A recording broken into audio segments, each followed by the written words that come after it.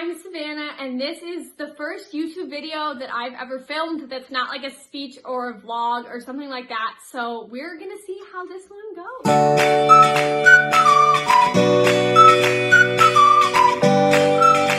I'm 20 years old, and I work as the communications assistant for Illinois Right to Life, so obviously in Illinois. I love my job. I do all sorts of different things with communications in regards to the pro-life movement, which is awesome because that's what I'm passionate about, and that's kind of what my whole YouTube channel and my whole Instagram centers around, is the pro-life movement and being a young adult involved in the pro-life movement.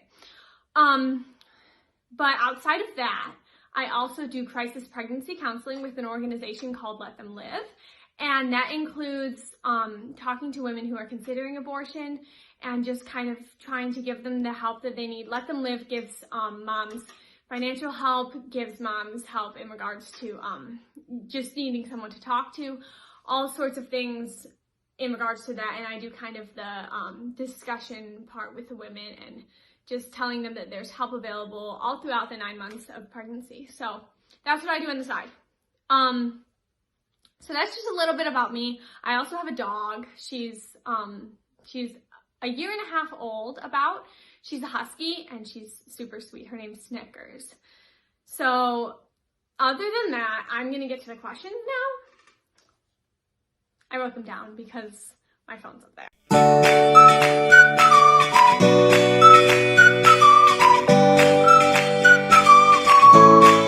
Let's get started with your questions. The first question I have is where I would like to be in 5 years. And that's a question that I honestly don't know if I can answer, because I've thought a lot, obviously all of us have thought a lot about what we want to do in our lives, where God's calling us to.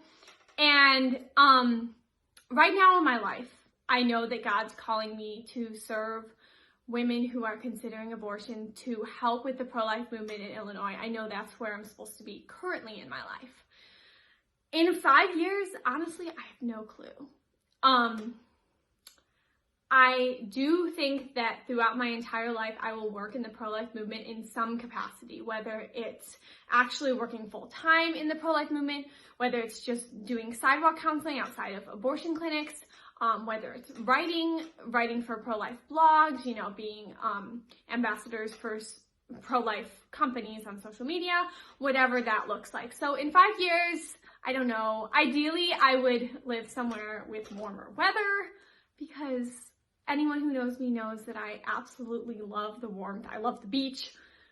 Ideally, I'd be living in Florida, but we'll see if that happens. So that's where I would like to be in 5 years, is on a beach in Florida, working remotely for the pro-life movement.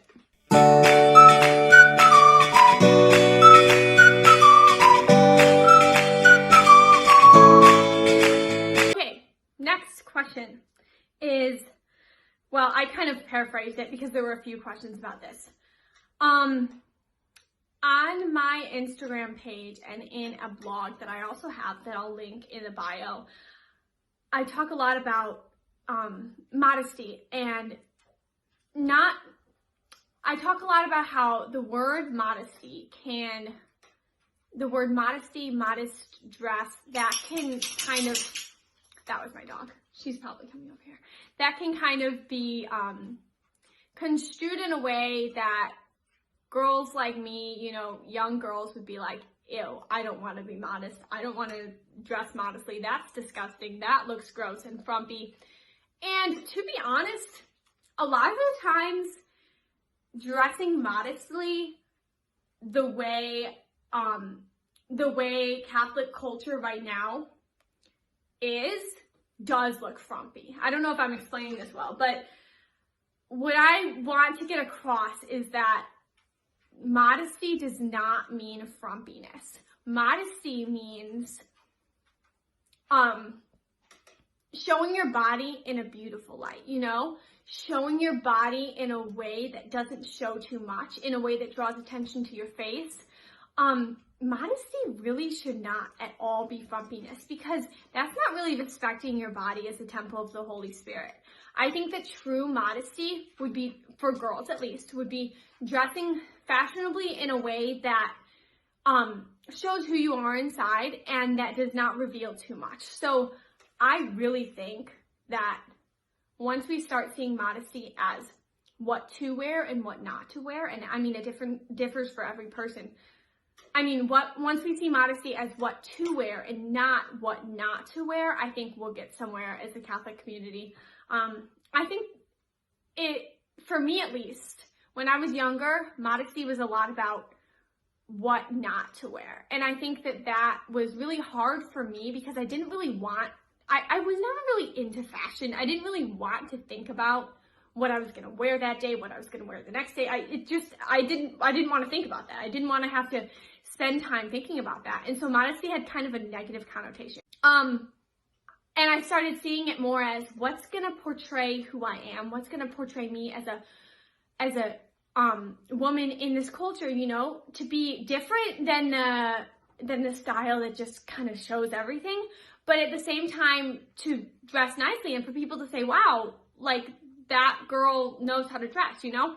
Once I started seeing it that way, I think it became much more of a positive thing for me. I loved doing it. I loved looking into fashion. I loved looking into, you know, modest Catholic ways to dress, different ways to put clothes together. It's been really great. So I would just say there's a lot I can say about this, and I'll probably do another video specifically on modesty. But I had another question that was kind of along the same lines, but it was more about how do you deal with the judgment that comes with dressing modestly? And I would say, for me personally, I don't know that I necessarily ever had a lot of judgment. I've had people say, oh, like, you didn't need to dress up for this occasion, in which case, I think I always live by the motto that it's better to be overdressed than underdressed, because, you know, being overdressed shows that you kind of, you know, you have confidence in yourself, you feel confident enough to wear something that portrays that you value yourself, you value your body. And, you know, if people are upset about that, then I think that says something about how they might not have very great self-esteem, not about you, you know. They're noticing that you want to take care of yourself. You want to dress in a way that is going to portray the beauty of your body, you know, not wear sweatpants and a sweatshirt around all the time. I mean, technically that's modest, right? Like, technically that's just doesn't really show your curves, doesn't really show any of that. But is that really how we want to dress as Catholic women? I don't really think so. I mean, obviously I love sweatpants and sweatshirts, but for certain occasions, you know. So anyway, my dog says hi. This is Snickers. She's not really fitting very well in the rocking chair, but she's going to join us for the next question. The next question I have is discerning my vocation as a young woman. So this is another one that I probably could do a whole video on. Anyone who's discerning their vocation, anyone who hasn't gotten married yet, or hasn't become a priest yet in the Catholic Church, knows that discerning your vocation is not easy. It's not a simple, quick answer. It's not normally, you know, you're not given a sign from God. You're not given something, a sign out of heaven or something. And it takes a lot of trusting God. And for me, as many of you might know, now she's getting her dirty paws all over my skirt. Anyway, as many of you might know, about 1.5 to 2 years ago, I was ready to get married. I was positive. I mean, no one can be positive about anything in this life, but I was as positive as I could be. And my vocation was to be a wife and a mother at that time, that specific moment in my life. That was not the case. Now, I'm living as a single woman, with a dog, working full-time, doing crisis pregnancy counseling on the side, traveling as much as I can, and I couldn't be happier. So I guess that just goes to show, my point is, that just goes to show that God has a plan for everyone's life. And it might look like, it's going to look different for everyone. And my purpose in life, I'm pretty positive that I've discerned that my vocation is to be married, to be a wife and a mother. But at this time in my life, I am living out my vocation. My dog needs to chill. I'm living out my vocation as a single woman, serving God in the best way possible. God has a plan for everyone's life. And it might look like, it's going to look different for everyone. And my purpose in life, I'm pretty positive that I've discerned that my vocation is to be married, to be a wife and a mother. But at this time in my life, I am living out my vocation. My dog needs to chill. I'm living out my vocation as a single woman, serving God in the best way possible. So for me, that's been my vocation journey so far.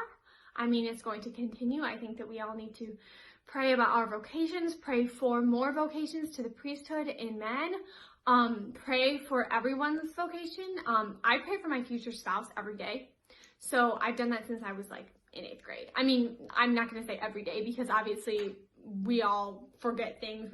I'm sure I haven't prayed for my future spouse every single day, but that's one thing that I encourage young women to do, is to pray for your future spouse, because you never know who they could be. God does, but you don't. So there were a couple more questions, but this video is getting pretty long and I tend to answer the questions in a very long way. So I think I'm just going to make separate videos on the last questions. But anyway, yeah, that's a little bit about myself. I'm just going to end with the fact that I also have 5 younger brothers. So I grew up in a large family. I absolutely love large families. I want to have a large family someday. I enjoy singing. I've been in choirs throughout my entire life, and that's something I'm really passionate about. And I also have a blog with 3 of my really good friends. We talk about all things Catholic, femininity, pro-life, all that sort of stuff. It's just kind of our personal experience. So I'm going to link that in the bio. And lastly, I love traveling. So I'll travel at any chance that I get. And obviously, I don't even know if I said this, but I am Catholic. So I'm Catholic. I go to a traditional Catholic mass most of the time. Sometimes, I'll go to whatever mass I can get to. I go to different masses, but I'm in different states. I love church hopping. So yeah, that's about it. That's the ending to this video. I hope you all enjoyed it. Let me know if you have questions in the comments, and have a great rest of the Christmas season, because the Christmas season is not over.